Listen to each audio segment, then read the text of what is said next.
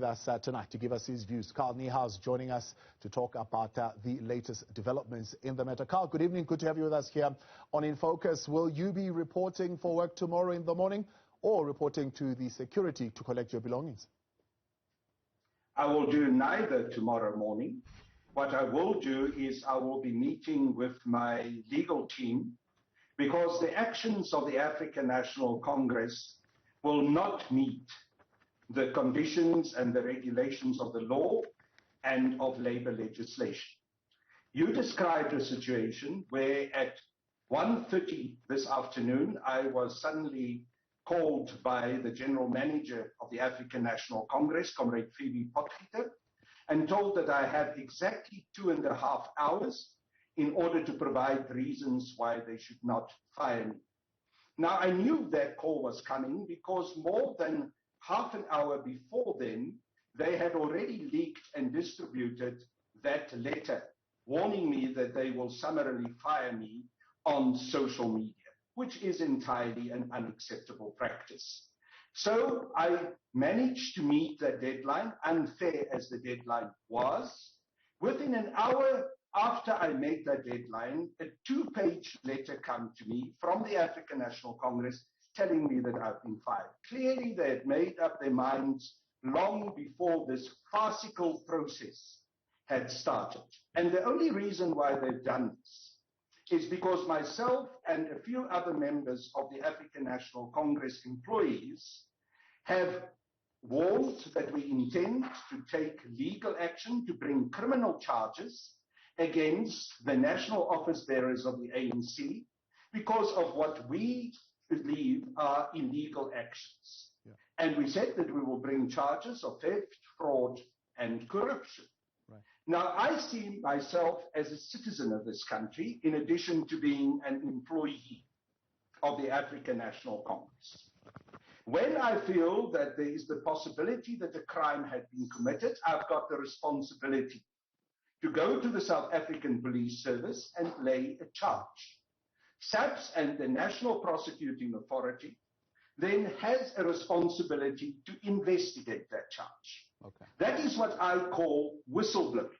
Okay. The whistleblowing that we've done is with regards to the various statutory crimes, as we perceive it, that have been committed by the ANC. In terms of the Unemployment Insurance Fund Act, the Pension Fund Act, the pay-as-you-earn regulations, and income tax. Okay.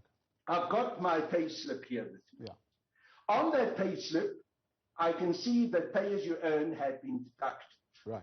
That the Provident Fund had been deducted. Right. And so forth.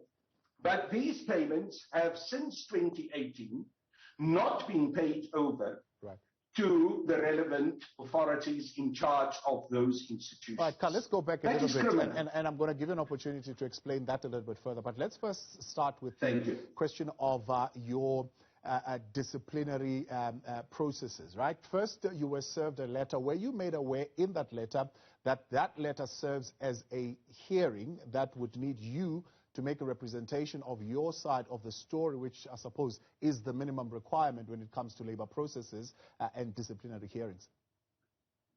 Kaba, the letter said I must respond within a period of time. As I indicated to you, the letter was served on me after 1:30 this afternoon, and I was told my deadline is 4 o'clock. It's a totally unacceptable deadline. But I met that deadline. I sent my response to that letter 10 to 4 to the general manager of the African National Congress. Yeah. As I indicated in that letter, to you, did you give your side of the story as to what the question is around this allegation? In fact, it's not an allegation because you admit, and I think in your response you also admit that indeed you are behind that media advert of going to lay criminal charges, right? You take responsibility of that as an individual, and they would have expected you to have distanced yourself from that, and you didn't. And the employer sees that as clear insubordination, sees that as bringing the organization into disrepute. How do you respond to that? So when one takes a matter to a police station, you announce that you're going to do that, you do an act of whistleblowing, then it is an act of insubordination. Surely that can't be the case, Tom. Surely that is the wrong way of looking at these issues. I'm not trying to destroy the African National Congress. I love the ANC. I've been a member of the ANC for 42 years. But there are senior leadership of the African National Congress who have seriously failed and who are incompetent in their managerial execution of their duties within the African National Congress. They are destroying the ANC. It's not just about the financial matters of the ANC, which has been so dreadfully embarrassing over many, many months, if not years now. Yeah. It is also about the callousness of not paying staff, of not paying up provident funds. And when staff members pass on, that their dependents and families are not being able to be taken care of. Were you approached by the staff representatives for you not to go ahead with that particular criminal case? And did you agree that you will not? Tabu, I was called after that media statement was issued yesterday by a member of the staff association who said, look, we are planning to have a meeting. He called it a last-ditch meeting with the national office bearers of the African National Congress to see if we can find some resolution of this long drag-on issue. He asked me, are you prepared to hold back, to postpone going to the police station and lay these charges so that we can see that what can come out of that meeting? I said, look, I have to consult with the other members, employees who are part of this action. I did consult with him. He will report and he will concur that 7 o'clock this morning I phoned him. I said, let's give that a chance. I will now issue a statement to say that we will postpone. No one asked me to can this intention to go and lay charges. I also didn't say that I'm withdrawing the possibility of charges. I said, let's give it a chance to hear what will come out of this. What were you hoping will come out of the last-ditch attempts to resolve the matter? Well, obviously, one hopes that you will get some kind of compassion from the ANC leadership, which has been so appallingly absent. You hope that after all the months of inquiries and demands and picketing by staff, that the national office bearers would present a plan and that they would address these issues. Because that has not happened. There was a meeting just the day before that with the Staff Association and the national office bearers, which ended in disarray. Because the national office bearers could not even come there in a coherent fashion and present a plan on how to address these very serious issues which are destroying the lives of staff members. In the letter of dismissal, the ANC saying you were actually issued with a warning to distance yourself from that media alert, of which you did not. Was it clear to you that if you did not distance yourself from that media alert, this could constitute misconduct on your part? It would be illegal to expect from a whistleblower to distance yourself from the action of whistleblower.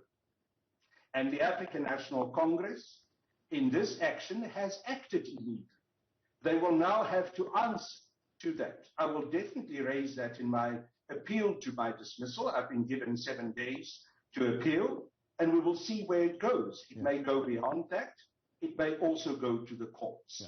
But I'm not going to allow a leadership that are self-centered and incompetent and cruel to its own staff to destroy this organization. And it is also on the verge of destroying the African National Congress, even as an electoral machine, with its utter incompetence in the manner that it handled the whole election process for the local government elections. You know what I'm talking about? And all of this really casts a dark cloud of doubt and a lack of hope for the African National Congress. There has to be consequences for those who fail so dismally. They cannot just bluster and blunder. They cannot just try to intimidate those who point out that they fail, because it's clear, Tabu, that they are coming with a sledgehammer to hit me down in order to make me an example to any other staff member of the ANC who may want to raise serious concerns. A quick one to you, because you're saying it's not only the fact that they can't raise money or there is no money at this particular point. What are these obvious glaring failures that you're saying management is guilty of? I've just told you. The management of the African National Congress has dismally failed to comply with the provisions of the Electoral Act to register large numbers of members of councillors or candidate councillors who should have been able to participate in the upcoming local government elections on the 1st of November. Now, any political party, the most critical thing is to be able to run proper elections. But surely that's not the reason why you're opening criminal charges, Carl. That's not a criminal conduct. I want you to listen carefully. I'm saying that the leadership of the African National Congress at a top level is failing the ANC and the membership of the ANC. I then said to you that a critical issue is this issue of finances. Then you asked me, can you give me some other examples of how the ANC leadership failed? I've given you those examples. Yes, of course, that is not the matter on which I was laying charges. But I'm telling you that we are dealing with an overall failure of the national executive and the national office bearers of the African National Congress, and they're putting this beloved liberation movement of ours that has been fighting for the people of South Africa and as a historical revolutionary task to liberate the people of South Africa. Right. They're putting the whole organization at risk and the future of our country and our people at risk through their incompetence. Carl, got to let you go. I believe you've got another interview. Thank you very much for your time and joining us tonight. Former MKVA spokesperson Carl Niehaus.